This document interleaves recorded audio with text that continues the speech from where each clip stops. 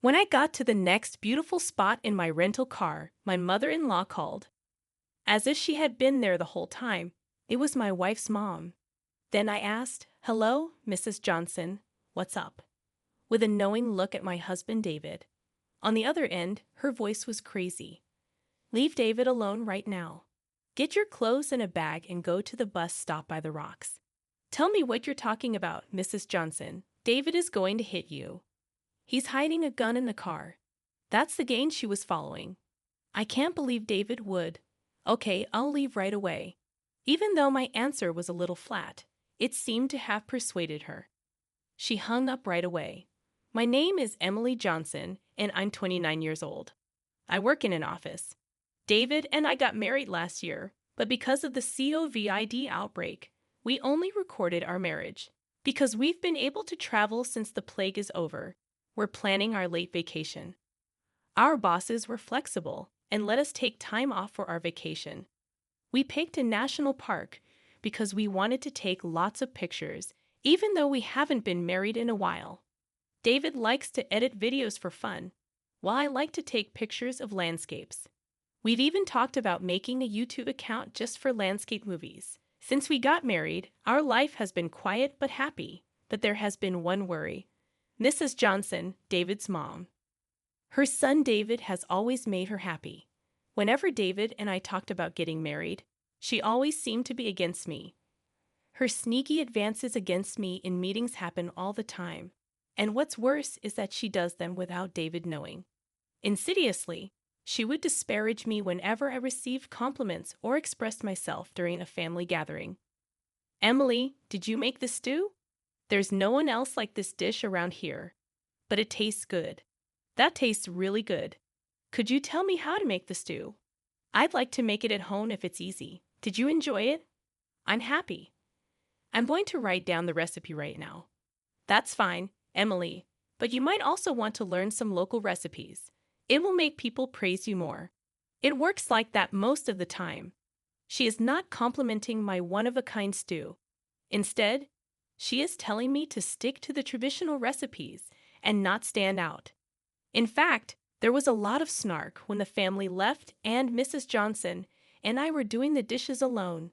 A frightening woman who was always striving to stand out by preparing such a salty stew and intended to give our family hypertension or something. I took a bite. "Was it too salty for you? Next time, I'll use less salt. I no longer even want to eat your salty stew. Next time, do something more traditional." But when David comes around, she acts much differently. Uncle John told Emily, "Thanks for the stew recipe. Your dish seemed to be a hit with everyone." "Really then? That's wonderful. What do you want to eat tomorrow?" "David, Emily, and I are going to make it together." She would smile and smile her way into our talk. To change the subject, it's so obvious that it's hard to be mad about it. After that, it became kind of a joke for us. The funny part is that David already knows about her double-dealing and sly jabs. I'm always in trouble with Mrs. Johnson when her son isn't around because she thinks he doesn't see. But David, my husband, already knows her and even films or records her in secret when things get too bad. David has never liked how his mother's love is too much, which is really just too much meddling. It seems to have even crushed his hopes for the future. So when we got married, David, not me, said we couldn't live together. Even though it was a happy event, Mrs. Johnson seems to believe that I was the one who lied to him. She can't see anything around her because she loves her son too much. I'm afraid she'll do something stupid soon. Another thing is that we finally chose the details for our late trip. With our interests in mind, we chose a trip through some of the country's most beautiful spots. I'm happily getting cameras and other tools ready. David is also getting a smartphone to record movies that doesn't have a SIM card. That's why we packed a bag with clothes and toiletries. On this trip, we'll be able to see mountains and drops. I want to take beautiful pictures, so we need to check the weather forecast too. That's right. Misty and beautiful landscapes are hard to describe, but I really hope it's sunny today. As we continued to get ready, we laughed together. But Mrs. Johnson still gets in the way, even now. That was a call. Like I said, it's Mrs. Johnson. Hello, I said when I picked up the phone in front of David. I quickly put it on speakers. Hi, Kate, Emily. Are you really going to go on the trip with David? You've been married for more than a year, and now you're taking a honeymoon? What do you think? It looks like she doesn't want me to go on vacation with my husband. To deal with this, the best thing to do is show off your trip. Well, we finally don't have to follow any rules. David's business and mine have both agreed to let us take time off for our vacation, which we're going to make the most of. She took my bait and became my wife. What do you mean, have fun? It's probably just a bad trip and a cheap hotel. I feel bad for David. The things Mrs. Johnson said made David frown and keep quiet. David was the one who planned this trip, not a travel agency. I changed how I spoke after seeing David's face. No, it's not a cheap hotel at all. David set everything up. We're staying at a very fancy hotel with a great view. The food is also 5 stars, but the prices are very low. I spoke nicely on purpose to make Mrs. Johnson angry. I'm always getting picked on, and this time she was making fun of the trip that David planned. A really high-end hotel. Why do you want to go with David? I want to go on that trip. David would want to show me how thankful he is for his family. After hearing about the very fancy hotel, she couldn't keep quiet. Now she's saying she wants to go on the trip herself. This is not the kind of honeymoon that a mother would crash. It's not going to happen. It's rude to step in on your son and daughter-in-law's long-awaited vacation. We'll make sure you have a souvenir. Saying goodbye, I hung up the phone, picturing Mrs. Johnson's angry face. I laughed meanly, and when I hung up, David had his head held up in front of me. I'm sorry about my mom, Emily. She tried to ruin our holiday, which I can't believe. She probably just wanted to express her deep affection for her son, she explained. Don't be worried about it. There was a hint of worry in my voice as I smiled at David, because I was so angry at her. I beat her at her own game, but I might have failed. What would happen if Mrs. Johnson got really excited about our vacation and started bothering us? This fear of mine turned out to be right in the end. From that point on until the trip left, Mrs. Johnson didn't say a word, not even a call. I thought she would tell David bad things about me. That also didn't happen. Even though her quiet scared me, we went on our getaway as planned. David's choice of beautiful places worked out perfectly, and I was happy with the whole thing. It was the best in every way. The view, the services, the food, everything. That's why I told Mrs. Johnson how great it was. We even asked the hotel staff to take a shot of us having dinner together. David, I'm so full. Thank you so much for setting this all up, I said as I fell asleep on the hotel bed. It felt so soft and cozy on the bed. David, my husband, was very happy to see me rolling around in bed. He said, I'm glad you like it. Let's go to the spa after you've had a chance to rest. I'll look at the pictures and movies we took today while we wait. The health spa. What a wonderful place. David suddenly raised his voice. He had been opening his laptop and watching me enjoy the soft bed. I finally asked, what's going on here? When I heard something strange in David's voice, I got out of bed and looked at his computer. Our plan for today was to rent a car and get around. We parked the rental car and took pictures and movies at every beautiful place we went. In some places, you could see the rental car in the background. That wasn't a problem in and of itself, but there were times when a strange person, who looked like a small woman, was hanging out near the rental car. Even though we couldn't see her face, we thought the strange person was a small woman. The suspect was opening the car door every once in a while. Oh, look at this. Because we were only there for a short time, we didn't lock the car, David said in a low voice through the screen. I knew what kind of hat the suspicious person was wearing. Hey, this hat. Doesn't Mrs. Johnson have one like this? When I said, yes, Mrs. Johnson has a similar hat, David's face went pale. That's correct. This is my mom's hat. David and I looked at the computer screen with wide eyes. The person who seemed sketchy was putting something black into the rental car. They looked like Mrs. Johnson. She looked like she was taking something out of the trip bag that she had left in the rental car. Then, after some time, the strange person left without taking anything. Something was put in the bag for the trip. I quickly threw it out. It had a strange weight to it. I didn't notice the change in weight because the bellman carried it for us when we got to the hotel.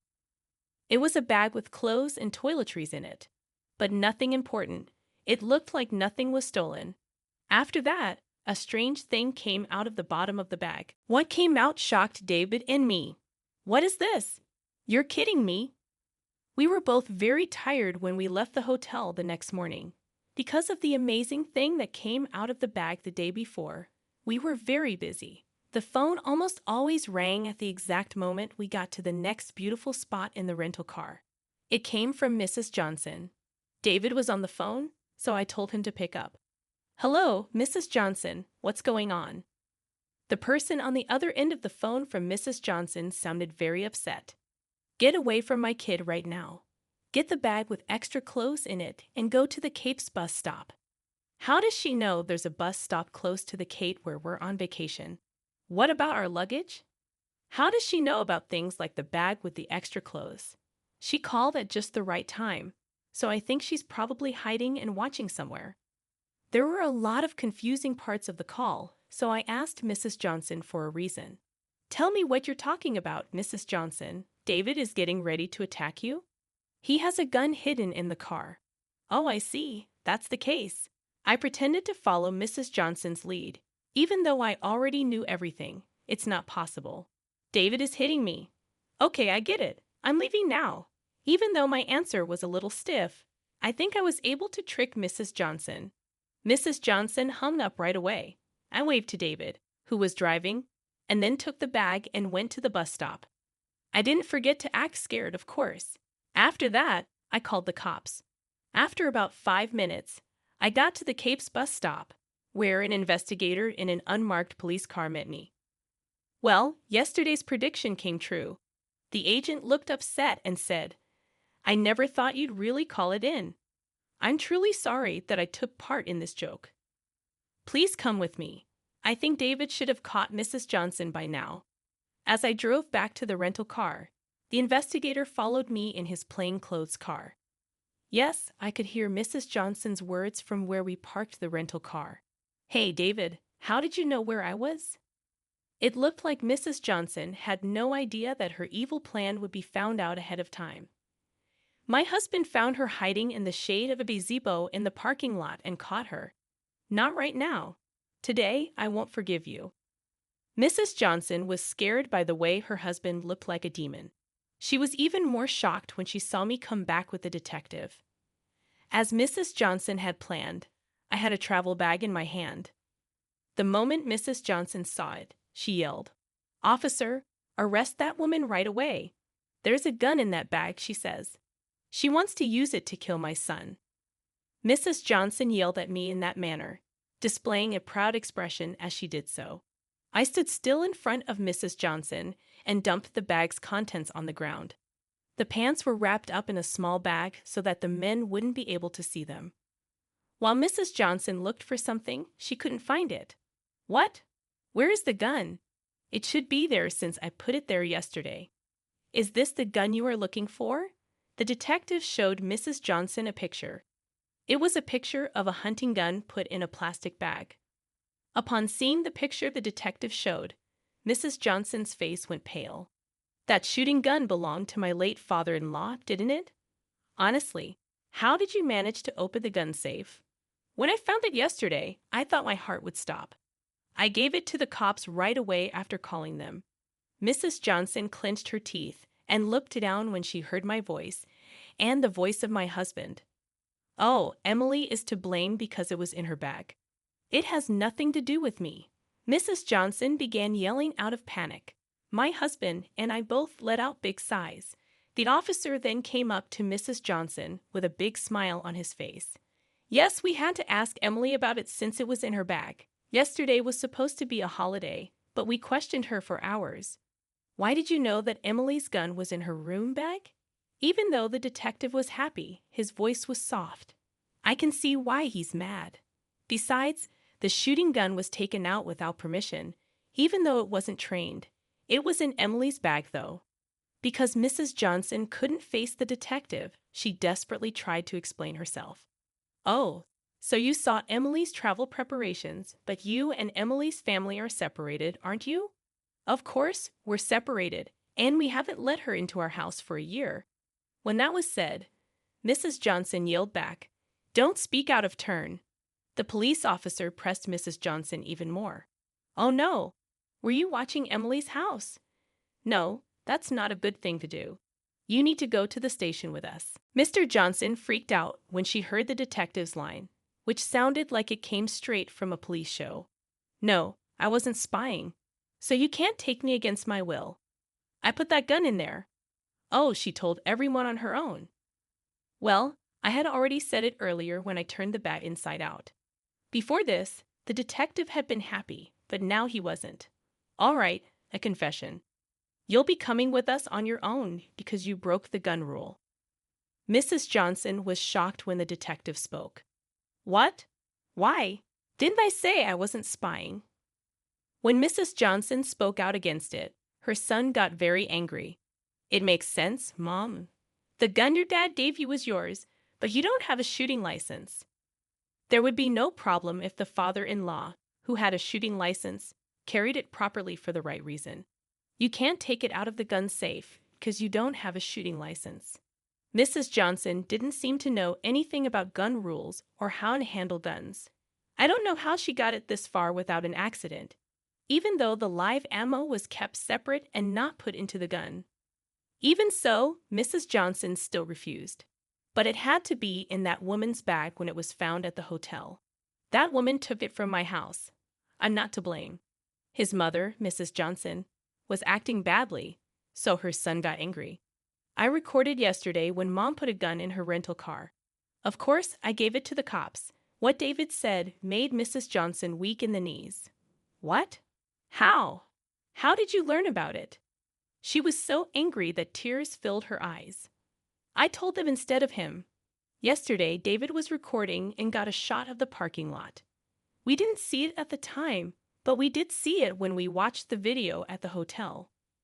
Mrs. Johnson could no longer disagree with what I said. At this point, the officer told Mrs. Johnson, who was shocked, "Now, Mrs. Kate Johnson, we'd like you to come with us to the station because we think you broke gun laws." When David said those words, Mrs. Johnson's face turned sad. "Why, David? Why is that woman better than me? Are you leaving your mom?" The detective pushed Mrs. Johnson, who was yelling, into the empty police car. "You might not want to make a fuss. When I called the house yesterday to check the gun's serial number, your son's grandma, who I think is an old woman, was very angry. As soon as the agent said that, Mrs. Johnson calmed down. That grandmother is David's grandmother. She is old, but she is still healthy and doesn't show any signs of dementia. She's pretty much in charge of the Johnson family. At this point, Mrs. Johnson is completely giving in to her. She's the head of the family, but she's not mean to other people. When I go to see my in-laws, she's always so happy to see me and calls me Emily dear. She is nice. But Mrs. Johnson has to do her jobs the right way. Her own room and bathroom were taken care of by her. What made her so mad must have been pretty tough. I said under my breath. The detective told me, "It looks like your husband's grandmother has been keeping the shooting gun as a keepsake since your father-in-law died. But the other day, the box with the memory in it was broken into. When they found out that, it caused the current fuss. Her anger was unbearable. I see. To get the key, Mrs. Johnson must have searched her whole room. I told her it's easy to see how angry she would be that her son's keepsake was broken. After handing over the rifle at the station, I asked to take a picture of it for her so she could at least keep a photograph as a memento," I said. My husband's grandmother was mean to Mrs. Johnson. She had cried and said sorry to me and David. A family member who went to pick her up said that she yelled at Mrs. Johnson in a way that could be heard all over the neighborhood for more than 30 minutes. Oh, your grandmother really does get that mad. That's why Mom always did what Grandma said. Now everyone in the neighborhood knows what Mom did wrong, I said. Yes, thanks to his grandma's lecture, the incident became widely known, and Mrs. Johnson could no longer walk the streets. When his grandmother found out that David had broken up with her, she got permission from the police station and the prosecutor's office to send Mrs. Johnson to a farm run by a relative in the Nebraska mountains, in an area that looks like a basin. She could come back, but it would take 3 hours to get here by car. She was working so hard on the farm that she couldn't possibly get away. After some time, it turned out that I was pregnant. The family, my husband, and his grandma were all very happy. His grandmother was already excited about having a great-grandchild and started to work on making her legs stronger. My husband and her are going to fight to see who can take the baby for walks in the pram. I hope she doesn't drop the great-grandchild while holding it. She has also begun to improve the strength of her upper body. It's nice to see her getting her mood back. She was really down because of Mrs. Johnson's fuss. My husband and I are getting all of the baby stuff together today. I'd like to live with your grandmother if it's possible. She's really excited about it, and it looks like she'll live a long time following the birth, taking care of the child with grandma. I told him, we'll figure it out some way. Well, if she lives longer, I'll be happy to. My husband said, I'll talk to grandma about it. I took out the camera. I rubbed my belly and said, when the baby is born, I'm going to take lots of pictures of the baby, my husband, his grandmother, and the rest of the family.